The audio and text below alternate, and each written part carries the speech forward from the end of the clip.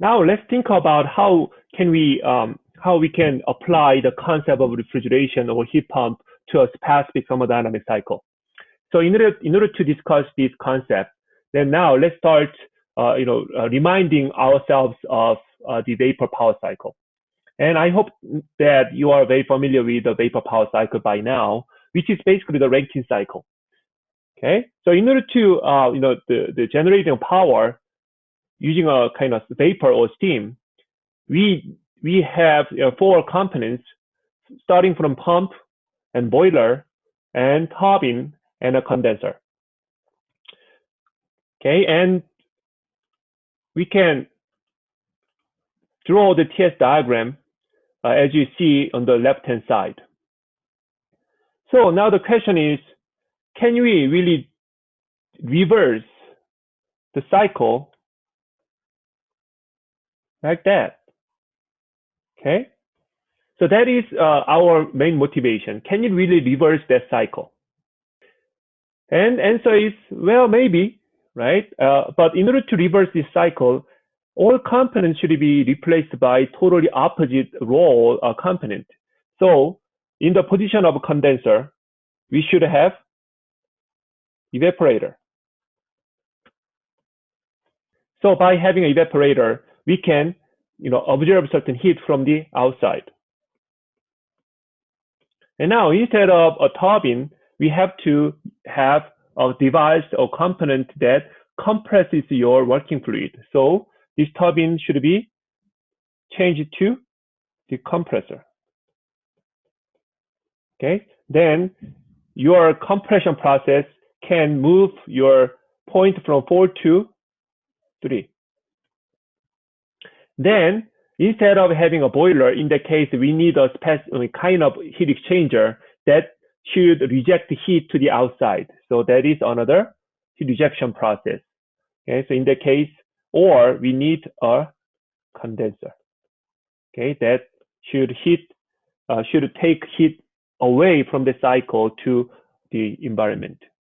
And instead of pump, which compresses your working fluid, we need a device that expands your working fluid. So that needs to be replaced by certain device that expands. Okay, so by changing those components, we can make this entire process opposite direction. Okay, and that kind of concept is called as the vapor compression refrigeration cycle. Now, when you think about the water as a working fluid for steam power plant, the water has saturation temperature at 81.32 degrees Celsius at the pressure of 50 kilopascal. Okay. So what does it mean? Usually at the lower pressure, for example, here, okay, still the temperature is at around 81.32 degrees Celsius. So if we try to use water as a working fluid for the refrigeration cycle, which doesn't make sense because even at the bottom position, the temperature is 81.32 degrees Celsius. And if we use that working fluid in the evaporator, your outside temperature should be higher than that. Okay, so you should be higher than 81 degrees Celsius or 82 or even higher. Do you really want to have a space that needs to be cooled at, for example, 90 degrees Celsius? There is no way, right? So that is why working fluid, water is not a candidate for the working fluid when I try to use that, the cycle for refrigeration. Okay. But anyways, we are going to, talk a little more about the refrigeration itself. Okay, so now let's try to make it all kind of processes simple. So let's talk about the ideal vapor compressed refrigeration cycle. But you have to remember that the motivation of the cycle is to reverse vapor power cycle to the totally opposite direction. So the first process is the ideal compression process. Okay. So in that case, we should have a compression or compressor. Okay, let's start from this one. Then after compression, your working fluid is at relatively high pressure and high temperature. Then this working fluid goes through a condenser, which emits or which rejects heat to the outside. And in that case, your outside environment should be warm, but that temperature should be still cooler than the temperature of the condensing process. Okay. So as a result, while that working fluid goes through the condenser, heat should be rejected to the environment. Then it goes through an expansion process. Now, in that case, instead of using any turbine or any special expansion process, we simply can use the throttling valve. So this type of throttling expansion kind of device is cheap. So that is the most, most important reason. The reason that we use expansion valve for the expansion process is because that kind of valve is the cheapest device that we can find. Basically, we can still use a turbine, but what is the point of using this turbine? Turbine is expensive, first of all, to make and to install. And even though we generate certain amount of work out of turbine, anyways, that is not our purpose. Our purpose is to make certain space to be cooled down by running this, the process. So in that case, what matters more would be the overall cost to make a certain device, not the energy, not the kind of more power generation by having an expensive turbine as an expansion device. So I really want you to understand why we have that throttling valve as a expansion process device. Then that working fluid goes to the evaporator, and this evaporator, in order to evaporate your working fluid, it needs certain heat, and this way, the working fluid can absorb heat from the outside. Okay, and this outside should have higher temperature than your evaporation temperature of the working fluid. And during the evaporation process, of course, the pressure should be lower because now we already went through the expansion process. Okay?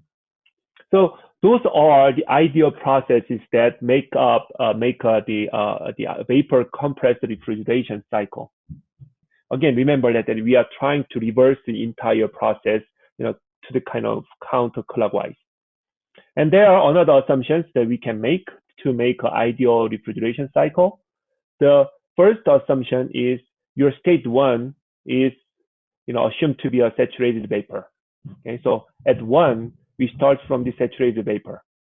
And state 3 is a saturated liquid, meaning that after condenser, then we have saturated liquid before it goes through the expansion process. But they are not, always the condition we have to satisfy. For reality, many times the state 1 and state 3 are not on the saturation zone points. Then how can we draw the TS diagram? So again, we are trying to reverse the entire process. So in the position of expansion in a Rankine cycle, now we should have a compression process. So now starting from 1, okay, on the saturated vapor point, then we compress your working fluid by consuming certain amount of work to move your state to 2. That is a superheated, working vapor condition. Okay, now it goes to the condenser where heat should be rejected from the working fluid to the outside. And now that is how we can draw this constant pressure curve line. Then after that is that is condensed, cooled down at 3, then it should go through the throttling expansion process. And the throttling expansion process is entirely, the realistic process, which means that, even though we assume that this throttling valve is well isolated or insulated, your entropy should increase. okay, because that is, what happens during the throttling expansion. So from 3 to 4, you should go through this kind of direction to increase the entropy. But I really hope that you can recall what we learned about this throttling expansion process in the open system thermodynamic analysis. Okay, what happens in the throttling expansion process is your enthalpy at the inlet should be exactly same as the enthalpy at the outlet. Okay, so from 3 to 4, entropy increases because that is totally irreversible process. But another constraint that we have to think about is that enthalpy at 3 should be the same as enthalpy at 4. Okay.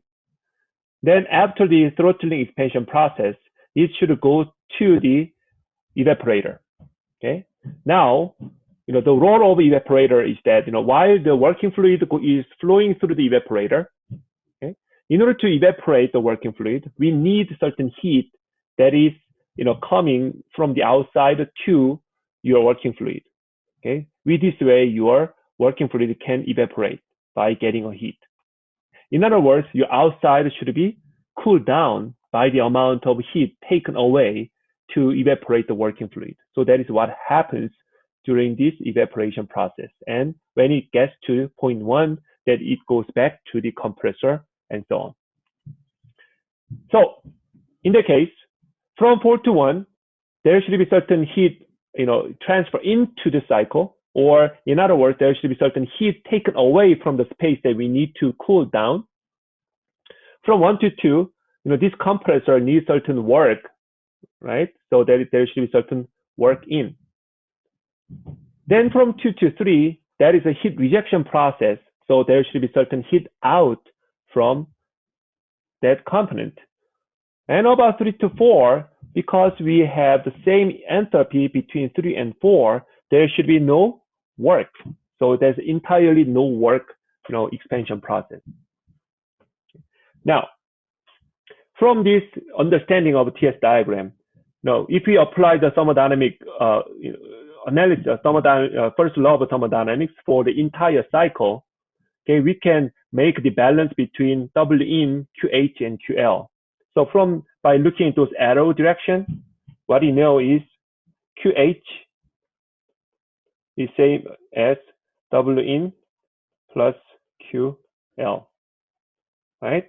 Or the amount of, if we use the same cycle for the refrigeration, the QL, the amount of heat that is taken away from the space that needs to be cooled, that is the most important, output that we want to focus on. And this QL can be calculated by QH minus W in. Okay, so that is, or if we use, the same cycle for the heat pump, we are going to talk about the heat pump later, but now the purpose of a heat pump is to apply certain heat to the space that needs to be warmed. In the case, QH is what matters. So in the case, QH can be calculated by the amount of work applied and the amount of heat that is, taken, that's added to the cycle during the evaporation process. Again, as I said, let's try to think about use this cycle for the refrigeration. Okay, and usually, what is the temperature that you want to have for your refrigerator?